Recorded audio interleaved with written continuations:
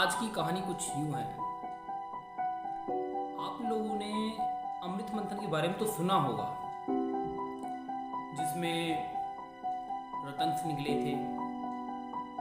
जो वो रतन निकले उनमें से एक हलाहल विष भी निकला था। जो हलाहल विष निकला था, आप सभी को पता है, उसको माँ देव ने ग्रहण किया था।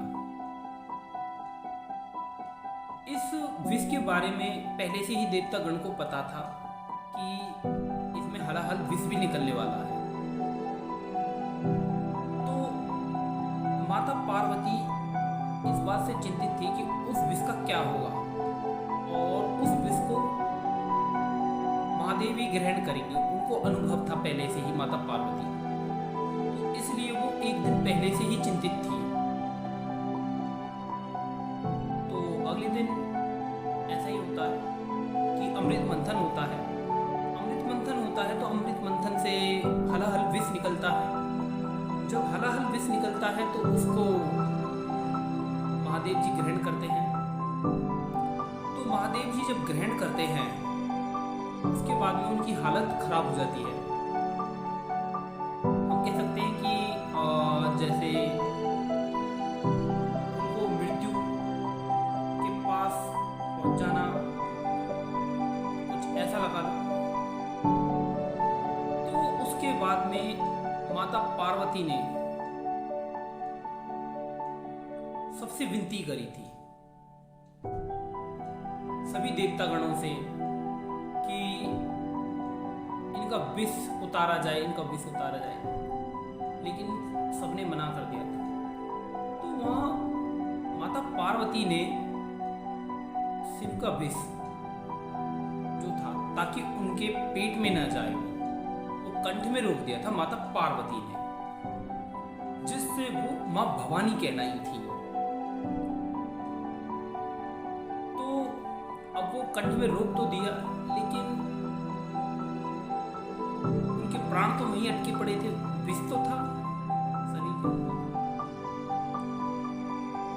तो माता पार्वती ने सभी देवता गणों से विनती करी कि महादेव के प्राण बचाए जाए, लेकिन किसी के बस की बात नहीं थी उनका विष उतारना। तो माता पार्वती रोने लगी थी। जब रोने लगी थी काफी, वहाँ नारद मुनि जी आते हैं हमारे, जिनका आजकल चरित्र कुछ अलग ही बना रखा है। कोई फोन कहता है, कोई कुछ कहता है। एक्चुअली में उनका ऐसा नहीं है। वो बड़े ज्ञानी हैं नारद मुनि जी।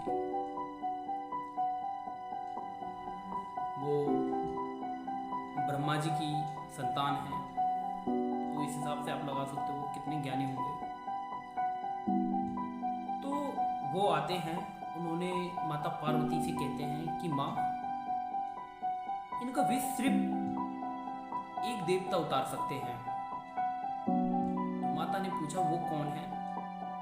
तो नारद मुनि जी ने जवाब दिया कि वो महर्षि वाल्मीकि हैं, कि जो इनका विष उतार सकते हैं। ये इस कहानी की अनसुनी कहानी है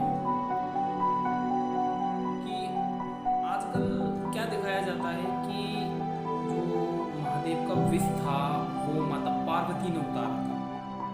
वो उन्होंने उतारा नहीं था, वो उन्होंने गले में रोक दिया था उनके। तो फिर उसके बाद उन्होंने महर्षि वाल्मीकि को बुलाया। महर्षि वाल्मीकि को बुलाया तो वो आए, अपनी कमंडल से कुछ पानी की बूंदें ली और उनके गले में डाल दी।